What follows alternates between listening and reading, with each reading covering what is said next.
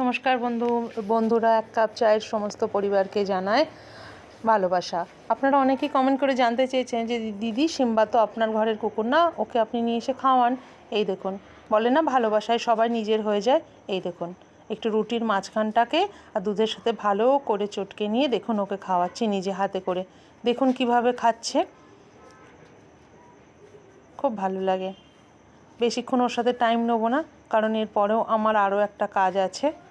আপনাদের তার সাথেও আজকে পরিচয় করাবো। সিম্বাকে খাওয়ানোর পরেই আমার যেটা সব থেকে গুরুত্বপূর্ণ কাজ, যেটা আমার, এই দেখুন, আমার একটা কোচিং ক্লাসেস আছে।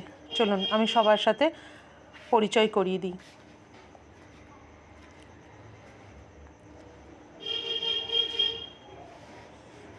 দেখুন, এই যে আমার সমস্ত সব থেকে আমার ভীষণ শর্মিলা বাচ্চা হচ্ছে এ।